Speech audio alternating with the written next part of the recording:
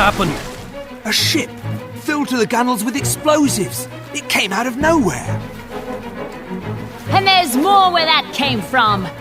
I am Elizabeth Ramsey. Surrender your ships to me and I'll spare your lives. We are Knights of St. John. We do not surrender. Knights? How quaint. Fire! Seems like only yesterday that Age of Empires 2 instantly became one of the all-time best real-time strategy games. That was actually about 6 years ago. At long last, developer Ensemble Studios is back with Age of Empires 3, coming off of the successful spin-off that was Age of Mythology. This new game has some incredibly big shoes to fill and also finds itself in the middle of an extremely competitive category that Age 2 helped to create. Age 3 features a new setting in which 8 European nations are fighting to colonize the New World, namely North and South America. And it's also a fully featured game with some amazing graphics and one particularly noteworthy twist in its home city system. But the nuts and bolts of the gameplay don't always fit together all that great, resulting in an experience that in some ways has too much in common with its ancestors and in other ways too little. Make no mistake though, Age of Empires 3 is really a great example of real-time strategy done well. Despite the new colonial setting, the basic gist of the gameplay really is quite similar to the past games. There are 8 different main civilizations to play. You've got your usual suspects like the British and the French, and the Spanish and the Dutch, and you've also got the Russians and the Portuguese, and the Germans and the Ottomans. And they're all kind of duking it out over the New World in this what-if scenario. Each side has some key differences in terms of how its economy gets generated and some of the nuances of that, as well as some unique military units and unique upgrades. On the gameplay side, the 8 different civs definitely play differently, and there's some other ways in which you can really customize the way that you play, such as by allying with different Native American tribes and gaining their units and resources and things like that. As you'd probably expect, Age of Empires 3 is a fully featured game, which has a lengthy single-player campaign that spans 3 different acts that trace 3 different generations of characters. The game's also got a scenario editor if you want to make your own maps and stuff, and it's even got some encyclopedic information if you want to learn more about what all these different units and structures and cultures are. There's a whole lot to this game, but in some ways the formula has been simplified from previous installments.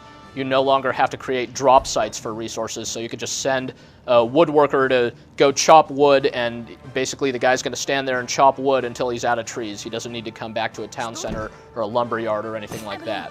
Later on in a match, you could build mills and plantations, which generate an infinite source of food and coin, allowing you to pretty much forget about resource gathering when it comes to the point where you're just focused on building up a big military and trying to crush the other guy. Conquest is really the only option in this game. Previous Age of Empires games allowed you to have a wonder victory condition where you built one of the wonders of the world and defended it for long enough. This time around, though, the only thing you can do is just obliterate the other guy and basically cause mass genocide, so it's not even like you can just destroy his buildings. You got to kill every last unit, which is actually kind of odd and creates some situations where online someone can just sneak units away and force a match to go on for longer than it has to. The thing is, for all the build-up in Age of Empires 3, it's the combat itself that doesn't necessarily feel quite right. So even though you've got a lot of cannons and musketeers this time around instead of swordsmen and trebuchets, it still actually feels kind of disturbingly similar to the old games where you see your cavalry have to kind of stop and chop at other guys rather than kind of crush right through their ranks, and your musketeers will all kind of fan out rather than stand rank and file as you'd expect in kind of a colonial era combat.